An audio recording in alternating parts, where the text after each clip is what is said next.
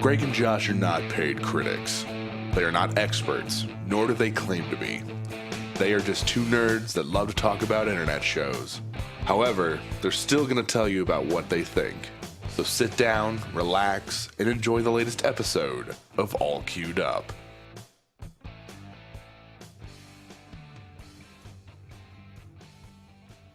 Hey guys, welcome to another episode of All Queued Up. I am your host, Greg Dietz, and with me always is my co-host, Josh Fisher. Hey everybody, how you doing? If you're new to the podcast, we are an internet streaming platform review and discussion show. Basically, we watch two shows in their entirety, and then we talk about them. We give a grade at the end, kind of like we're teachers, but we're not, because neither of us have done filmmaking, but that's besides the point. Also, we spoiler talk the hell out of these. So if you want to check it out fresh, don't listen. Come back later. We'll always have them up and ready for you to listen to when you have finished them. Also, some of the shows we talk about have heavy themes. If there's something that maybe is a too sensitive topic, then we understand. Just want to give you a fair warning. You can find everything that is associated with us at allqueueduppodcast.com. And Josh has a special announcement. Yeah, just this week we launched a Patreon page for All Queued Up Podcast. Just go to www.patreon.com/allqueueduppodcast and you can see the rewards levels that we offer there. Some of the things that we intend to do is have an exclusive bonus show per month for Patreon listeners. We can also We're also looking at doing running commentaries on some of the shows that we actually watch and review on the podcast. Just do like a bonus episode where we watch it together and do commentary on it, just kind of like a director commentary on a DVD, something along those lines. But go and check that out. Sign up, become a patron, and get exclusive bonus content. There are several different levels of rewards, and you can read all about them there. Boom diggity! I'm really excited about the Patreon, guys. If you feel like supporting us in a very direct way, that's a perfect way to do it. Plus, there are like Josh said, great things that we can do that are just fun little things for us to do for you. Alright guys, so this episode we're going to be talking about A.I.C.O. or A.I.C.O. Incarnation, which is an anime that released on Netflix exclusively, and Santa Clarita Diet Season 2. If you haven't watched Season 1, you're definitely going to want to see that before you watch Season 2. But we're going to get started on A.I.C.O. Incarnation.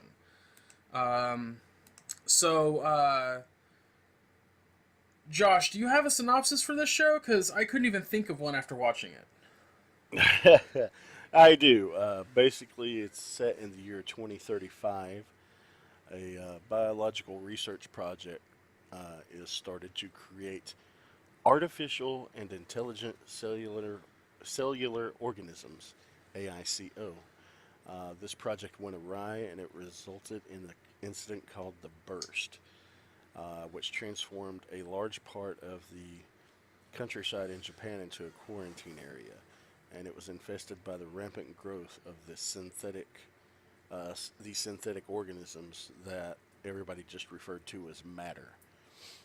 2 years after the burst, this high school student named Aiko Tachibana discovers that she holds the key to ending the burst and can save her mother and brother, which she has been told are still alive, by this very mysterious student, a transfer student, named Yuya Kanzaki, and he offers to help her solve the mystery by taking her with a group of these professional mercenaries called divers to the primary point, which was the center of the burst.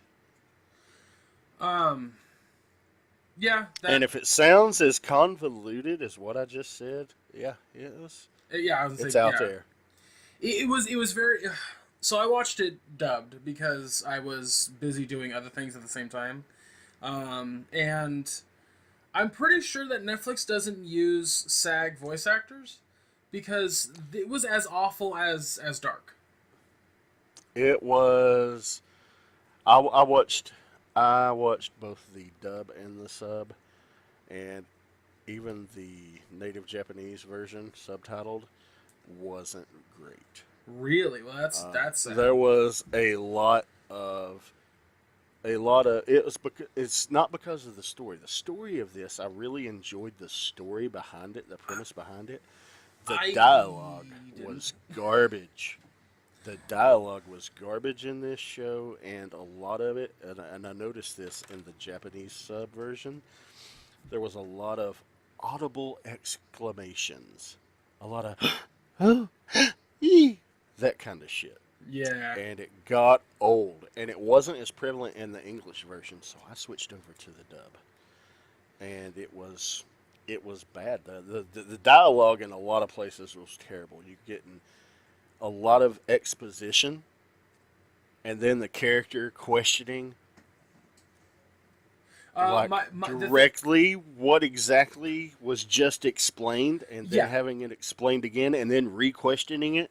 Yeah, like there was one moment where he's like, so your entire thing is that you can have memories and see the other and like communicate through like dream memories. I can communicate through dream memories. Yeah, you can see exactly what it sees. I can see what it sees through dreams. It's like, holy shit, this is bad. Yeah. Like I said, the dialogue was garbage. It was just pure trash. I liked premise of the story. I really enjoyed though.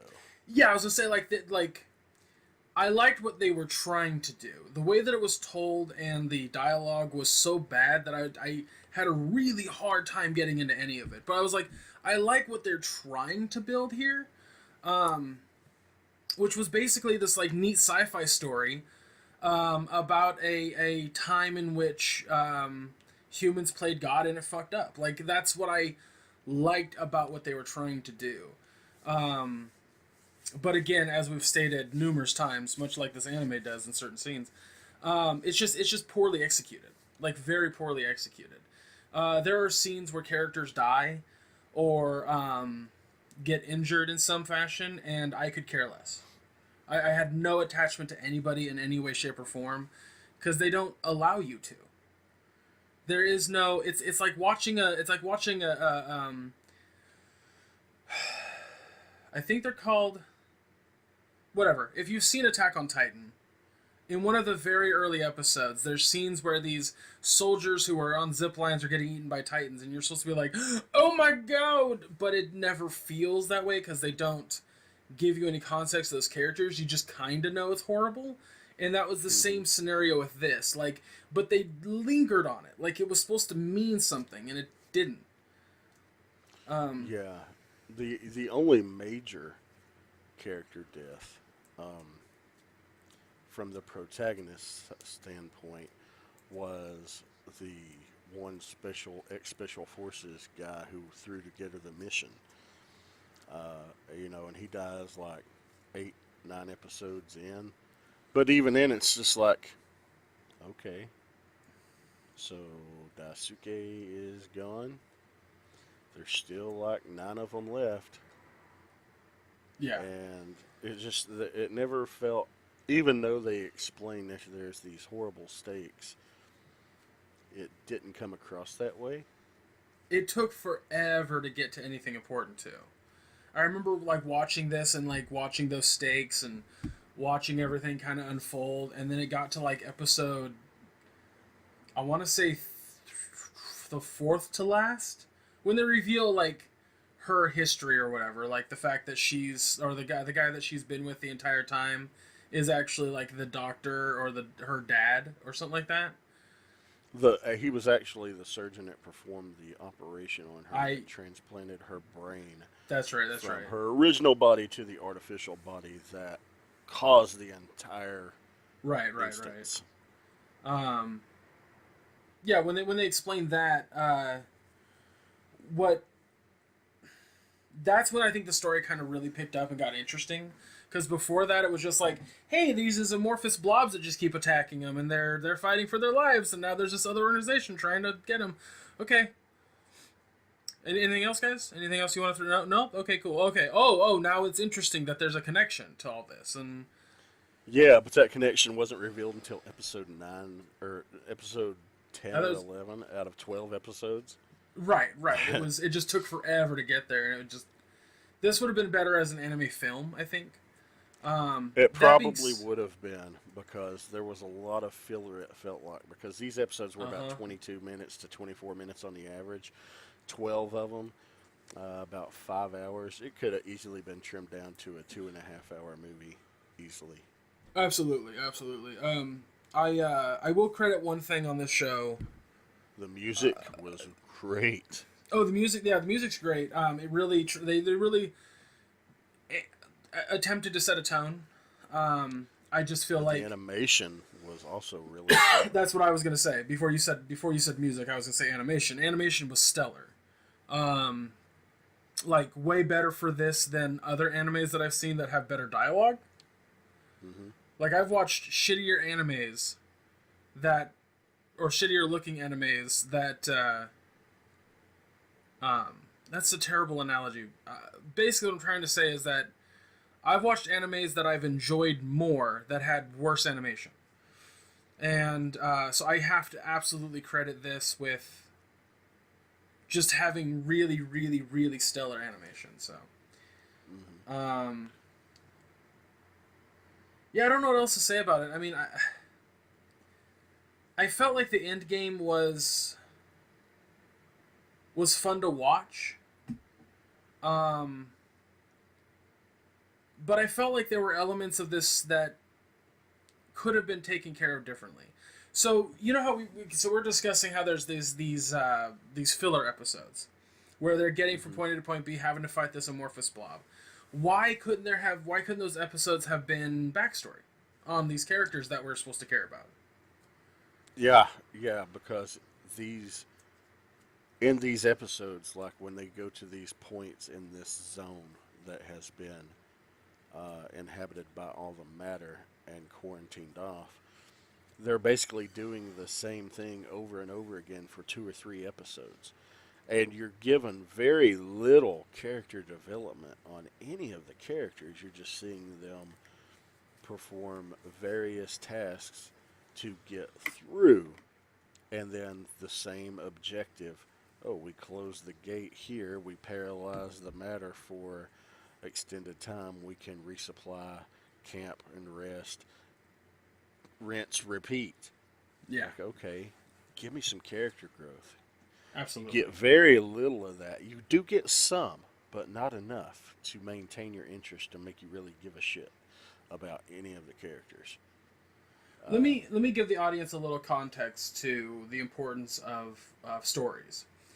I am terrible at remembering names. I just don't remember them. This is true. For the longest time, he just referred to me as that guy. So until I learned that your actual name was Josh, and then I just kept calling you Josh because even in Sabanur was hard for me to remember.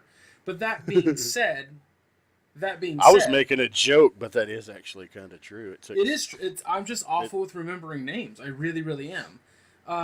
And so if there's a story that has such deep impact, not a great film to reference. I don't know why I was doing that. I will remember characters' names. Oh, you mean the film Deep Impact?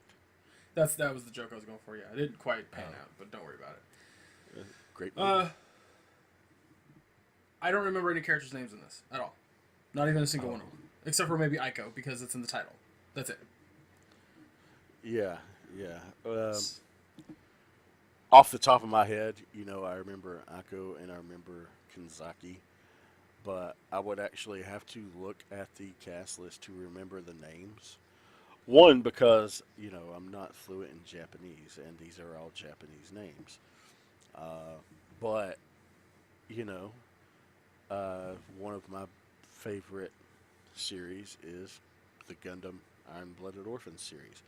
I remember all those characters' names. Of course I did watch 2 seasons, 50 episodes, but I just watched this 3 days ago. 12 episodes. It should be fresh in my mind. There weren't a lot of characters in it. I don't remember a lot of their names without looking at them. Okay, let's see. Daisuke Shinoyama. Okay, that was the one character that died of the protagonist. Okay. Maho Sarashi. Yeah, I remember who she was, but I wouldn't have remembered her name. All right. Yoshihiko Sagami. Remember who he was. Actually liked him, but he could have, benefited from character development. Kazuki Minase. Character development. Very much needed. He was the one that ended up professing his love for I.C.O. And that was really his only character development. It's like, oh, he had a crush on the client. And, pretty much pledged his life to her. But that was pretty much the extent to his character. It was the designs of their biosuits, their living suits, whatever they referred to them as, looked awesome. And yeah, I'm absolutely. like, I mean, I think these suits, whoever designed this stuff, would make a great toy line. I'm not kidding. I would totally buy action figures that look like that. They look that cool. Yeah, I was gonna say, whoever was the designer of the visual aspect of this show, like, kudos, because you made a very interesting looking thing. I mean, to be honest, the reason that I chose this anime to be talked about on the show was because of the cover art. Like, it looked really cool. It just turned out not to be. That's even reading about the premise, it sounded interesting. Because we had a list of 3 to choose from. We're like, well, let's cover an anime this episode. And we looked at the premise of these 3, and I was like, let's go with this one. It sounds the coolest out of the 3. And and I found it to be disappointing. It's absolutely, a lot of it has to do, like we've said 1,000 times here, is that character development is non-existent. Except for maybe I.C.O. Again, one character. The dialogue is really, really bad and hard to get through. And the pacing is just like watching a guy try to walk through thick syrup in the wintertime. They try to keep it fast paced. They try to keep it actiony with like every episode having an action segment, but there's no context to it. It's just, oh, they're fighting this amorphous blob. So I don't know. I think we should probably wrap up I.C.O. here soon, or we're just going to keep repeating ourselves like this anime does in certain spots. You know what? One of the things I noticed about this show is it was really heavy on spelling something out and then a character questioning it, and then they spell it out again, and then the character just immediately questioning what was just spelled out a second time. Oh, like that. Yeah. I'll give it a D+. Oh, wow. Okay. You just went right into it. yeah. I did. I ran with it. I give it a D+. I loved the animation. I love the designs. I love the music. I wanted to like this series. It had an interesting premise, but my whole goal when I watch something is I want to be entertained. I want an entertaining story. I want characters that I care about. When you don't give me you give me an interesting premise, but you don't entertain me with the storytelling, and you don't make me give one single shit about any of the characters, that's bad. That's bad. You made me want toys of this because they look awesome, but you didn't make me want a season 2 of this at all. I mean, but the music and the animation and the character designs are what keep this show from getting an F. Yeah, I think I mirror everything you say, except I give it a D. I think you liked the design a little bit more than I did. I felt like the idea of the suits they were wearing to be cool. I didn't find that, like, I felt like part of it could have looked cooler. To me, they just looked like futuristic astronauts. I thought you were going to say futuristic roller derby outfits. I their thought suits did have the skates and such. Yeah. I mean, I didn't hate the design. I just thought maybe the design wasn't... Like, I felt like... I mean, you're saying you want toys of them, and I'm just like, meh. Well, And I'm saying they would make cool action figures. I don't really necessarily want toys of those. gotcha, I'm just gotcha, saying gotcha, toys like that would look cool. gotcha, gotcha. Um, yeah, I don't know. It's not. I'm gonna say it's not worth your time. I don't. This is not a recommendation in any way, shape, or form. Um, if you kind of want to check out maybe what the animation looks like, if we've hyped that up enough, then definitely check out episode 1. But I wouldn't go past that, honestly. Maybe hop halfway through and see the like actiony bits inside the wall. Like that stuff's kind of interesting. But other than that, like nothing else really stands out. I was quite bored, and it's 12 episodes. Yeah. It's And 12 episodes. Even though they're only 22 to 24 minutes in length, that's a lot of There's maybe dialogue to get through. Yeah, there's maybe 4 hours, or not 4 hours, but 4 episodes worth of content, honestly. Maybe 5, but I don't know. It's Yep, it gets a D. Boy, I think that's the lowest grade I've given a show. Devilman Crybaby, I gave a D minus too. But I don't think I've given anything lower than a C. This is at least better than Devilman Crybaby. But that's not saying a whole lot. That's like saying I can toss, a soda can into the Grand Canyon. I think I liked the premise of Devilman Crybaby more than I did this, because I like the idea of there's like demons and there's a guy who has the power of a devil. Like I kind of liked all that stuff. I just felt like we went over. We don't need to review. Yeah, we don't need to rehash that. Guys, if you want to hear a review of that show, go check it out. It's up on iTunes, all kinds of stuff. Also, there's a few other places that Josh would like to talk about that you can find that episode on. Yeah, well, since our last recording, we have been made available to be listened to at 2 new locations. One is Spotify. You can find All Queued Up Podcast on Spotify. And the other is Radio Public. Radio Public, a cool thing about that, we were added to the paid listener program. So that means for every time you listen to our show on Radio Public, it throws a few cents into our tip jar, so to speak. So, whatever you prefer, go to Radio Public. We don't mind. Throw us a little love there. But, one other thing when we're talking about anime, on the website, I actually reviewed an anime called, it's spelled Blame, Blame, ! It's based on a manga, but it's pronounced Blam. Yeah. Go check that out. You only know that if you watched it. You wouldn't know that if you watched it either. Yeah. Yeah. But, go check that out at the blog section on allqueueduppodcast.com. All right. So we're going to move into our second show, which is... forgot it for half a second there, guys. Santa Clarita Diet, Season 2. Yes. It was really funny because I had characters in my head as I was trying to remember the name, and I was like, what is it?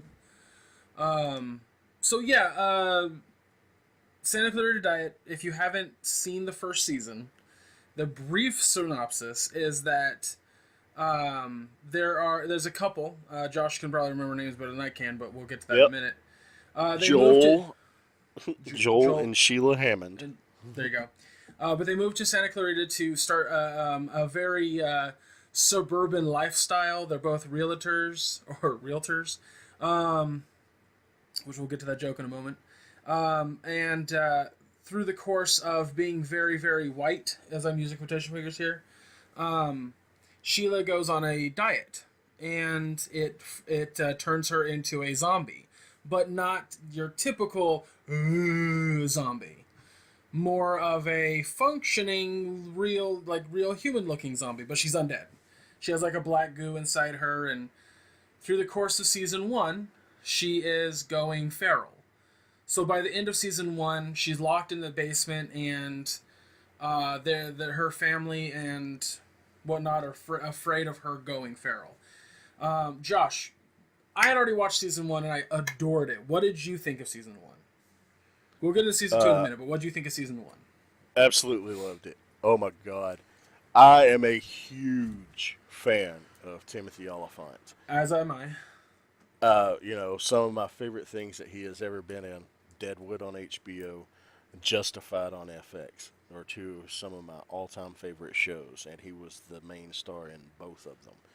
So to see him coming off of those comedic or those serious roles into a comedic role such as this was an absolute treat.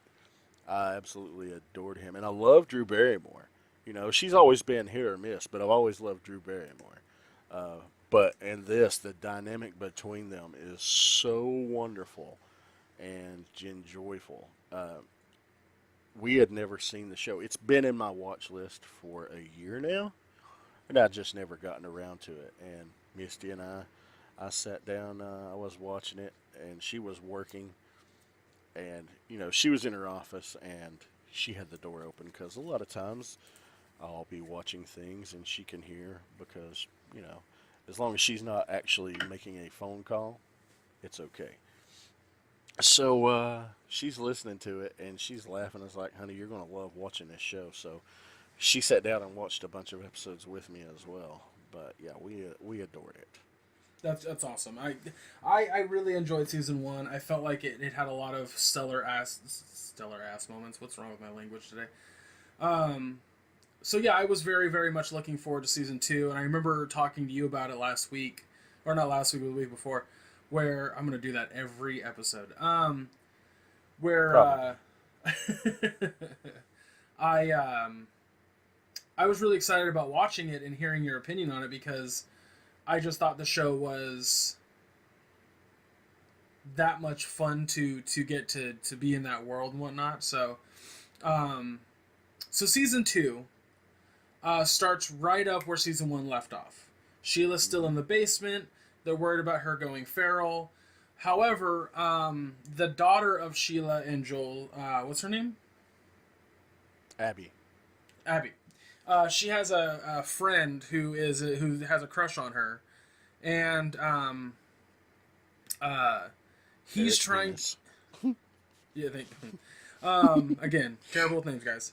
Even for things I like, I'm terrible with names. What's funny is though is like nobody outside of the three of them, nobody remembers his name either. So he's always like, "Hi, Eric Bemis," So. Oh yeah, I forgot that was a thing in season 1. I gotta remember, I watched season 1 when it first came out, so a year ago. Yeah, about a year ago. But in season 2, yeah, they found a book in season 1 that had a lot of it was basically a Serbian book that explained a lot about supernatural stuff, including zombification. And he thought he had found a way to not cure the zombification, but get rid of the feralness. They just needed to get a person of Serbian descent's vomit. Yeah, And yeah. They thought it was a cure initially, but the doctor that they brought in to make the serum said it's not a cure so much as it just ceases her deterioration. She won't get any worse than she is now. Right. So so they do that, but that's barely the plot. The main plot of the show is that Joel and Sheila are trying to figure out where this came from and if there are any more zombies. Or at least that felt like the main plot. To me, the main plot felt like, they're still trying to maintain on the outside very normal lives when they realize that their lives are absolutely fucked. And well, I guess the reason that I say that's the main plot is that to me was the driving force to things. I think it was his driving force, not so much hers, because she liked who she became. She was. Well, bolder. it wasn't. I mean, when I say she was with it. She was for trying to find the source and get rid of it. because a lot of plot points were leading to that. Like every time they would go and do a thing, something else would pop up that was in their normal life, quote unquote. My favorite thing, my favorite like arc was the whole Nazi thing. Oh, that was so funny. Basically, if you to jog your memory, if you've watched the show, or if not, and I'm just describing it for you, they they go to, I don't remember originally why they found, like why they went to this Nazi's house.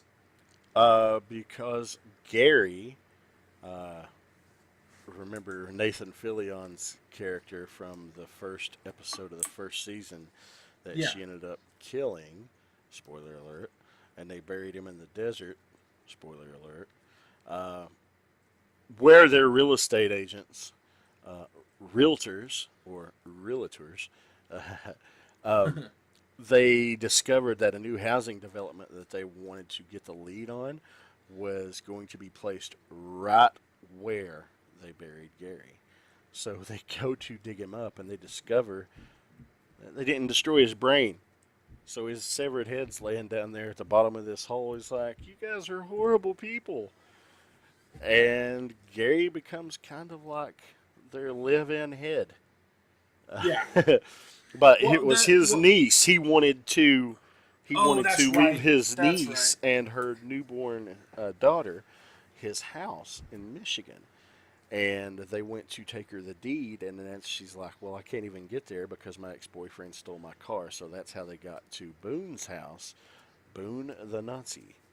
Yeah, and the whole plot point with Boone the Nazi is that his friend comes in towards the end of the scene, and he's like, "Hey, you're not leaving until you buy a raffle ticket," and it like had all the Nazis on it, like they were a The Nazi baseball softball team, softball Yeah. team. It was fucking hilarious, The and whole softball team full of Nazis. So she's like, "I got food for a while," because who's going to feel bad about Nazis going amiss and being eaten? I mean, really. Well, the scene inside the but first off, when they were making the flyer to get Boone to come to the Nazi memorabilia thing at the storage unit, and Oh my it was God, like yeah. white people get 10% off, and he's like, "I'm white." I'm Fucking white. slayed Yeah. me. God, that was so funny. Oh yeah. When he even answered the door, he's like, "You look like nice white people," and they're like, "Did he just say we look like nice white people?" We need a white Fieldman. Did you say right Fieldman, or you need a white right Fieldman? They're like, what? It's like nothing. But I loved how God, that stuff was fucking funny. I loved how he was obsessed with building bookshelves in the second season. He wanted to build these bookshelves. And when they're in Boone's house, he sees these bookshelves. He's like, "Oh, it's cherry wood." He's like, "Oh, look at the inlay." He's like, "Oh, look at this, look at this." And he's just completely oblivious. And every time something catches his eye, it's a detail in the actual construction of the bookshelf. And it's about the fourth time that he looks, he's like, "Oh my God," and sees all the Nazi memorabilia on there. That just cracked me up. Yeah, it was pretty good. It was pretty good. Because they really played it off with the number 3, where he did notice it for 3 different times he would bring something up. That gag was really good. Yeah. But yeah, the whole season, like the idea is that they have to deal with their normal everyday lives, but it like it's intervening with their Sheila being a zombie and eating people problem. The cops kind of like noticing a trend problem. Yeah. And then bunch of little they things like that. It's discover so good. that there are other people like her out there. Yeah, that was a big that was a plot point for about half of the first half of the season. Where throughout all first season, there's this girl that works at a convenience store, kind of like a CVS Rite sort of Aid. thing. It was a Was it Rite Rite Aid. Aid? Okay. Yeah. Ramona. And Ramona, yeah, and she's just plain. She talks kind of like Daria, if you will. She's very mellow and monotone. Yeah, and it's revealed in like the second episode that she is, or is it in the first episode? First Either or way, second episode. it's really really early. That she is a zombie, and she starts dating the guy. What the God Eric. damn it? Eric, and um, when she's discovered by everybody else, like she's kind of a psychopath a little bit. Like she's slowly going feral. So they hit her with the same like Eric hits her with the same stuff he put into Sheila to stop any kind of progression of the zombification, and but as Sheila and Joel kind of talk to her about this whole thing, that Sheila's like, I couldn't do this without Joel. Like, it'd be crazy to do it by myself. Like, that was the wrong information to give her. So she tries to trap Eric into being her Joel. And so there's this whole scene. It's I love how they're about to fight. They're about to fight, and then the neighbor walks in with the fucking 7-layer dip. His mom walks in. And then she's like, oh, crap, I forgot the chips. And she goes to get them. And then they do start fighting. And then she walks back in. She's like, what's going on? He's like, Ramona dumped me. Yeah. That's what's also really funny about this is every other side character is kind of oblivious to everything. Like, Joel and Sheila are not good at lying and hiding, especially Joel. Oh, God, no. He crumbles like a tissue. Crumples like a tissue under pressure, especially when it comes to authority figures. One of my favorite things about this show is the way that everything pieces together and works the way that it does. Like, for example, the very last episode, like everything was coming to a head essentially, and like they how do I say this? They don't do what other sitcoms do or what other stories like this do, where it's like there's a plot and you see that plot go through to the end. There's a plot, but like every plot in the show like wraps around the other ones. You get what I'm saying? Yeah, it's intertwined pretty well. Yes, very well, if you ask me. I think this show does it probably better than most shows. Maybe because they have like a really good writing staff or just they have time, but like there's a whole subplot where Abby wants to blow up a place where they're supposed to be fracking, and it didn't really seem to be going anywhere. It was just kind of like kept popping up occasionally, and then it was the last episode, the last scene, yeah, that it mattered, and it was so satisfying. It was so fucking satisfying. When that happened, I laughed so damned hard because dude, you knew what that revelation, what that meant. Nicely done. Yeah, thank you. Yeah, and you'll only get that pun if you've watched the show because I'm not going to spoil my damn joke. Fair enough. But, well, I mean, we are a spoiler cast at that too, but I would prefer people watch the show first before listening to the show. Yeah. But it is an absolutely delightful show. I get here's the thing. If you've watched the guy who plays Joel, what's his name? Timothy Oliphant. Timothy Oliphant. Let's say you've watched Justified, and he's just an uber badass in that show, right? Oh, yeah.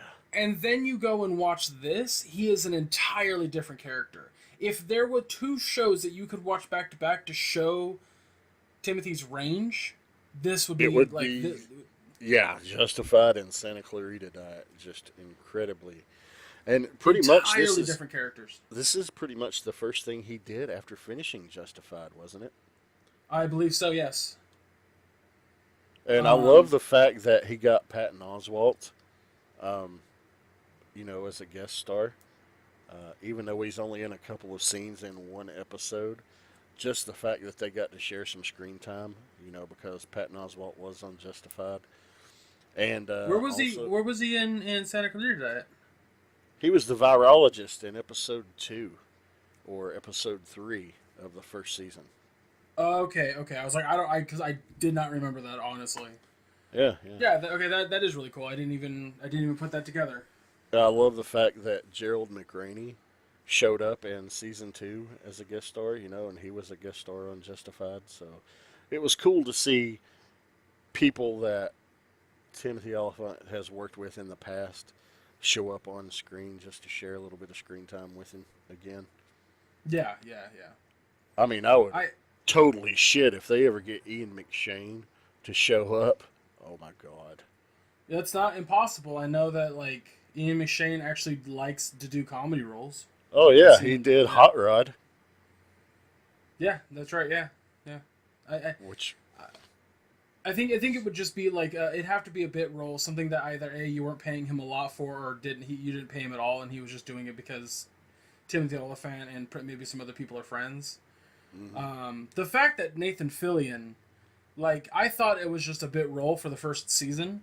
The fact he came back for this and did a lot more was so awesome. who Nathan Fillion? Yeah, yeah, yeah. Oh god, yeah. And uh his character was so funny. That shit, like I laughed really hard at that. I think this show I probably laughed louder at than I have other shows, and I watch all these by myself. Like that's the thing I've learned about watching comedies is that if you watch them with other people, like you're in the theater or you're with a significant other or a friend, you'll probably laugh more often and out loud just because you're laughing with somebody. But when you're by yourself, you don't laugh out loud. You just chuckle to yourself or something. This show actually made me laugh loudly by myself. Dude, So the one line from season 2 that made me laugh the hardest was when they were trying to get the listing. Marky Post, remember her from Night Court? It was her. She was the elderly lady with the little poodle. They were trying to get the oh listing shit, for really? her house. Yeah, that was Marky Post. She played Christine Armstrong on Night Court back in the 80s. I did not catch that. Then Oh, wow. again, then again, I don't remember a whole lot of actors from Night Court except for, like the bailiff. Oh, yeah, which one? You are like 8 years older than me, so there's that. But I'm also like trivia well. But yeah, that true. line, the rival. Well, I feel like realtors. you were able to watch Night Court with more capacity than I was, but Do at what? least at the time. I said I think you were because you're a bit older than me. You were able to watch Night Court with more cognitive resources than I did because I was so young. Is my point? Well, I mean, Like I was still young. That court. I mean, I was in elementary school, so you know. But yeah, and I was in elementary school when Friends was out, but I remember it very well. My point is I was younger than you to the point where I wouldn't remember actors from Night Court as well as you might. yeah, Is my yeah. point. Unless I I wouldn't get you. watch it again as an adult. Um, but yeah, the other the rival realtor couple, Chris and Krista. Oh my god, I forgot about that. I forgot about those Oh actors. my god. I was so When happy to see those two. when when she says to her, "Get out of our way," and she replies to her, she's like, "You mess with me, I'll kick you in the twat so hard that you'll be getting pregnant giving blowjobs." Yeah, That line that line was made me amazing. made me. That is, first of all, I think the best burn, female on female burn I've ever heard in my entire life. Um, but that line made me laugh so hard. I damn near pissed myself. I had to pause it, and I was like, "Honey, did you hear that?" And she's like, "I heard you laughing." So I backed it up and let her hear it. And she busts out laughing in her office. Oh my God. That line was golden. Yeah. I mean, this show has to get a third season, right? Like it's Well, I mean, they leave it. The first season ended on a cliffhanger. The second season ended on a cliffhanger.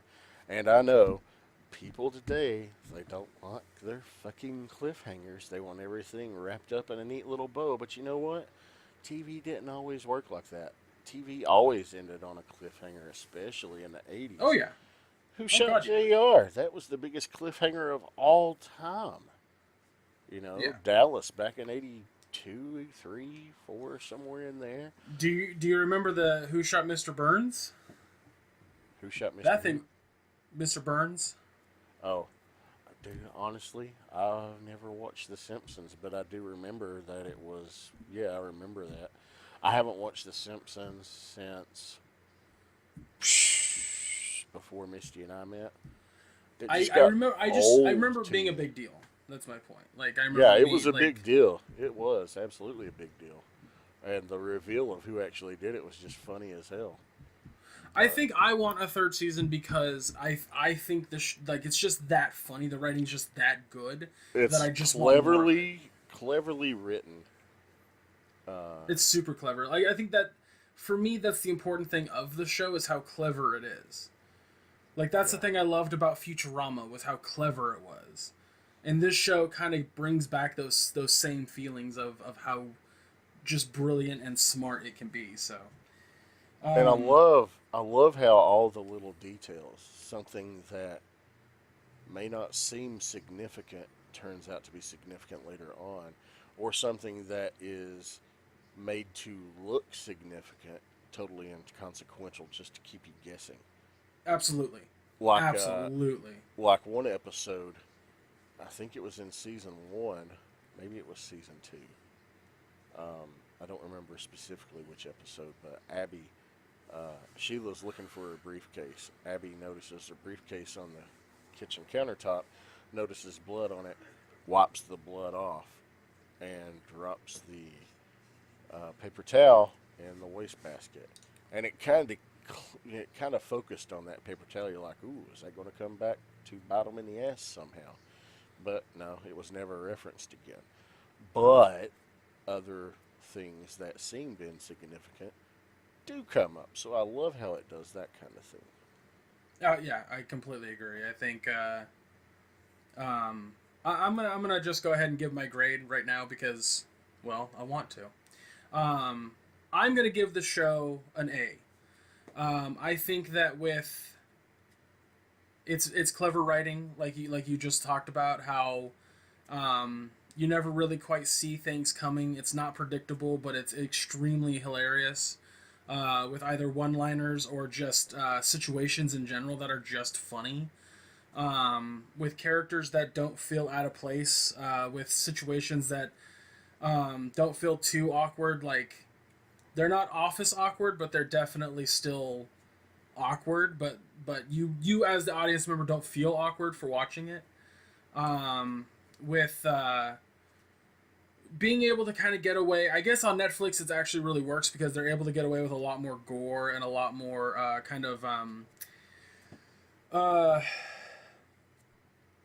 um, like kind of blue humor, if you will. Yeah. Like talking about eating a guy's testicles, like that kind of thing. Yeah. Like a lot of that stuff really comes across well, and it works so well for this film, for the show. Almost said film. Yeah, I can't love it enough. I think that if there's a comedy show on Netflix that you like, you're just looking for a comedy show, and you're like, I don't know what I need to watch, and I don't know what's good. Please watch Santa Clarita Diet. You will enjoy all 20 episodes that are currently available. I promise you. You'll like Josh said, there are moments that will leave you pissing your pants, almost literally. So I can't praise it enough. Highly recommend. Like I said, I gave it an A, so that's that. Go watch it. Yeah, absolutely. I also give it a solid A. Overall, and each individual season, all three, I would give a solid A. It is cleverly written. It is funny. It is completely not what I expected in a good way.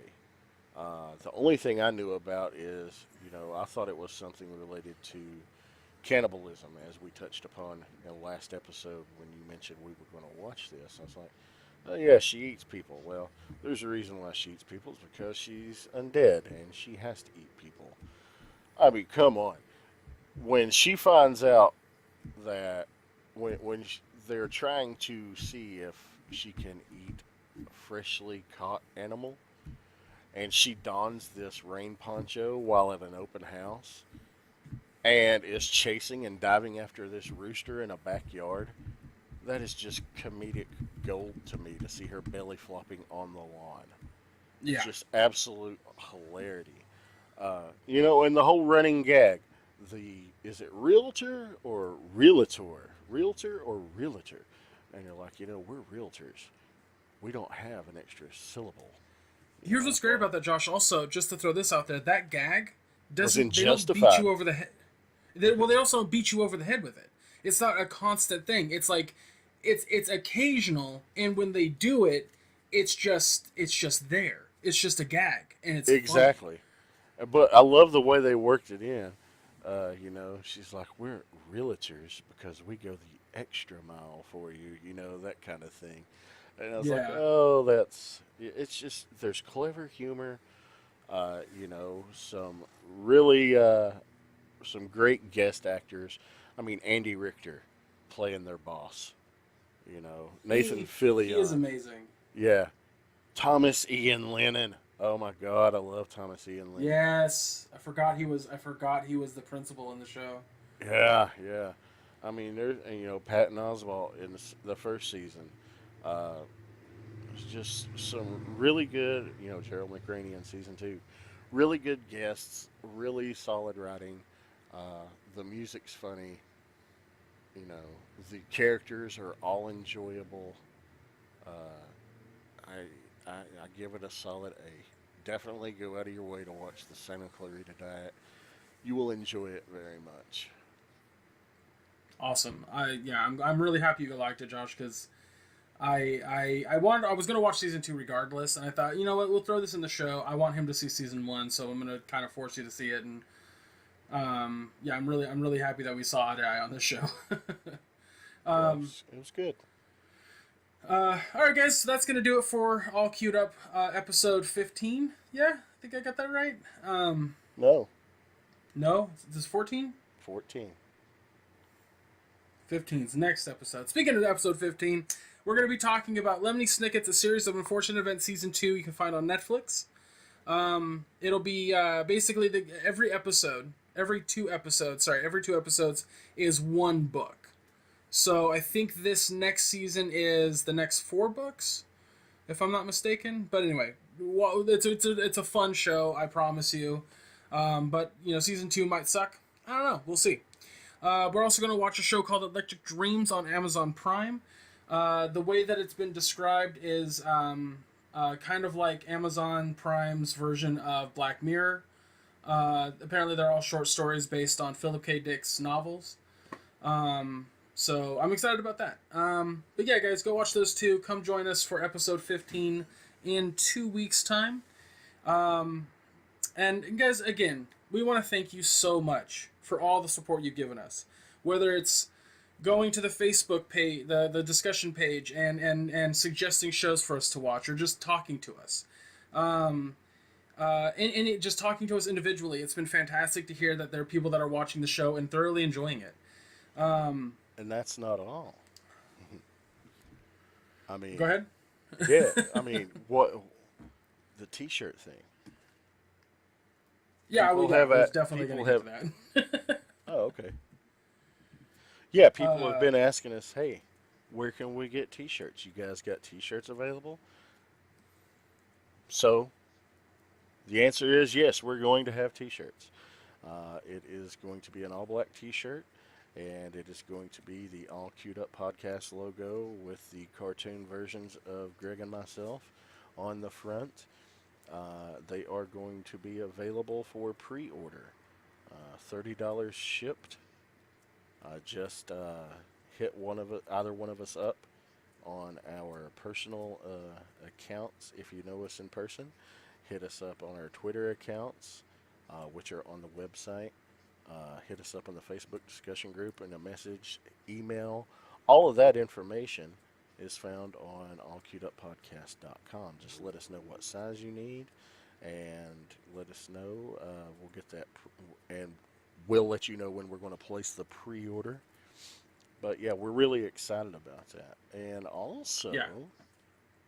you know, not only did we get picked up on Radio Public and Spotify, we started the Patreon site. We've got a lot of things going on. We're really excited about all that. But the one other thing, I wanted to personally thank our pal Cody, aka Balthazar.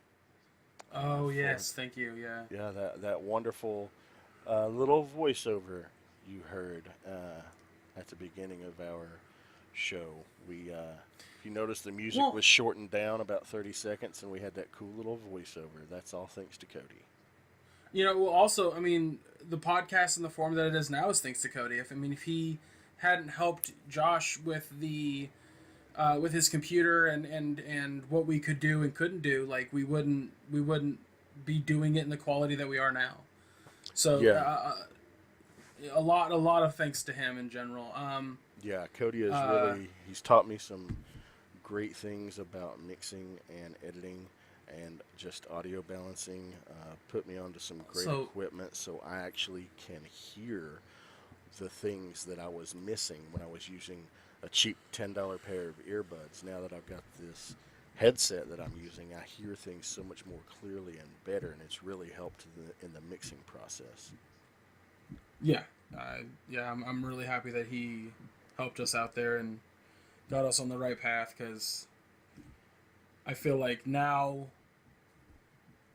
because of him, we are going to make this podcast much more successful.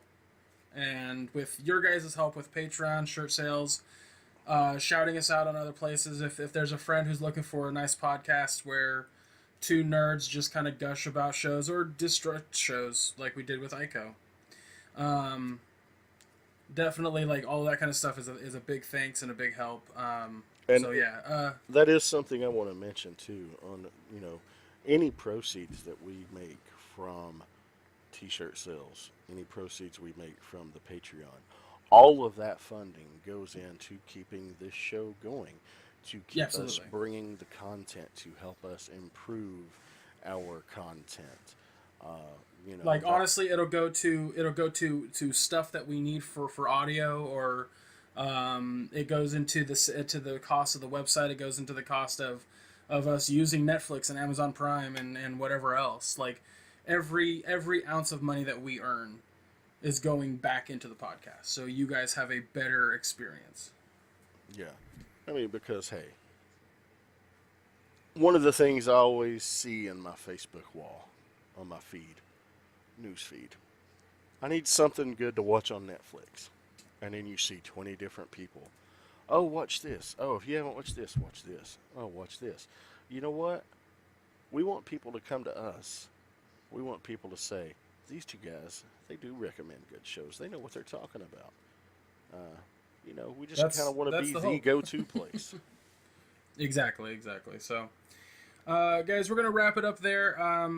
Again, thank you for joining us this time. If you do want to listen to next episode as we air it every other Friday, it'll be, again, Lemony Snick's The Series of Unfortunate Events Season 2 and Electric Dreams you can find on Amazon Prime. Guys, I am Greg Dietz. You can find me on Twitter at ChubRockGeek. You can find my other stuff that I do, video game reviews, a video game podcast, occasional streams on Mission Start Podcast, Twitter account, Twitch account, which is twitch.tv/Mission Start P. I'm going to start doing a lot of really short game reviews. But yeah, Josh, where can they find you online? Well, my Twitter account is ansabanur1976. All right, guys. We will see you next episode. Thanks for hanging out. Take care. Take care, everybody.